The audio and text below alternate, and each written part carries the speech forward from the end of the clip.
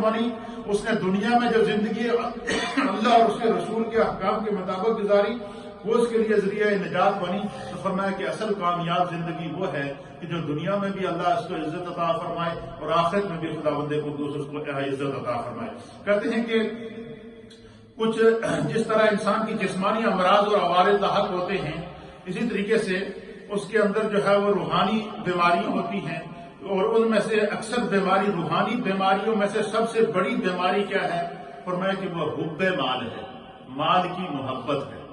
اور بندہ یہ چاہتا ہے کہ میرے پاس مال آئے، چاہے کسی بھی ذریعے سے آئے، وہ ہر ناجائز ذریعہ استعمال کرنے کی کوشش کرتا ہے جس کی شریعت کے اندر، اسلام کے اندر اجازت نہیں ہے، اس سے منع کیا گیا۔ بظاہر تو اسے ناجائز ذرائع کے ذریعے یا اپنے تعلقات کی وجہ سے یا اپنے دھونس اور دھوندلی کی وجہ سے یا اپنے اقتدار کے جبر کی وجہ سے مال تو ہاتھ میں آ جائے گا، وقتی طور پر تو دنیا میں جو ہے وہ اس کے لیے ہر طرح کی آسائش اور آرام تو آ جائے گا، لیکن در حقیقت اور حقیقت یہ ہے کہ انسان کے وہ جو مال ہے وہ پھر اس کے لیے جہنم کا آگ بن جاتا ہے۔ پھر جو ہے وہ کہتے ہیں کہ اس کے نتیجے میں انسان کے دل کے اندر جب مال کی محبت آتی ہے تو جو روحانی امراض انسان کے اندر پیدا ہوتے ہیں وہ کیا ہوتی ہیں؟ سب سے پہلا مرض جو انسان میں لاحق ہوتا ہے وہ ہوتا ہے حب مال۔ حب مال کے ذریعے مال کی محبت اسے مجبور کرتی ہے کہ تو حرام کھا، مال کی محبت اسے مجبور کرتی ہے کہ تو رشوت لے، مال کی محبت اسے مجبور کرتی ہے کہ تو طرح طرح کے جو ہے جتنے بھی ناجائز ذرائع سے تمہارے پاس مال آ رہا ہے تو اس کو حاصل کرنے کی کوشش کر۔ فرمایا کہ یہ وہ امراض ہیں جو اس کو پھر کیا کرتی ہیں، دنیا بھی مال تو دے دیتے ہیں لیکن جہنم کی آگ اس کے لیے جو ہے وہ تیار کرنا شروع کر دیتے ہیں۔ پھر اسی طریقے سے فرماتے ہیں کہ جب انسان کے اندر مال آتا ہے، اس کا انسان کے پاس مال آتا ہے، اگر ذرائع جائز اور حلال ذریعے سے مال آئے، جتنا مال آئے فرمایا یہ خدا کی نعمت ہے۔ جتنا بھی مال انسان کے پاس جائز اور حلال طریقے سے آئے فرمایا یہ خدا کی نعمت ہے، یہ اللہ تعالیٰ کیونکہ اس نے خدا کا شکر ادا کیا، اللہ کی بارگاہ میں عاجزی اختیار کی، تو اس کا فیصلہ ہے لئن شکرتم لازیدنکم، کہ وہ بندہ جب خدا کی نعمتوں کا شکر ادا کرتا ہے تو اللہ اضافہ کرتا ہے۔ اسی طریقے سے اللہ کی نعمتوں میں سے ایک سب سے بڑی نعمت کیا ہے؟ اللہ نے جو اس کو مال و دولت عطا فرمایا، اقتدار عطا فرمایا، کاروبار عطا فرمایا ہے، اس کے پاس جو ہے وہ بہت سارے ذرائع آمدن ہیں اور اس کے ذریعے اس کے پاس بینک بیلنس موجود ہے، اس کے پاس زندگی کی ساری آسائشیں موجود ہیں جو اس نے اپنی محنت کے ذریعے، کاروبار کے ذریعے، تجارت کے ذریعے یا جو اور اس کے جو ذرائع آمدن ہیں جو جائز اور حلال جس کو اسلام نے اس کی اجازت دی ہے، تو اس میں جب خدا نے اضافہ کیا تو فرمایا کہ اس نے اپنے مال میں سے زکوٰۃ کی صورت میں حق ادا کیا، اس نے اپنے مال میں صدقات کی صورت سے حق ادا کیا، اس نے اپنے مال کے اندر جو ہے وہ ہر طرح کی آسائش کے ذریعے حق ادا کیا۔ اب یہ مال کا شکر ہے، مال میں سے زکوٰۃ نکالنا یہ مال کا شکر ہے۔ اسی طریقے سے انسان کی جسمانی زکوٰۃ ہے، جب آدمی روزہ رکھتا ہے جسم کے اندر کمزوری لاحق ہوتی ہے اور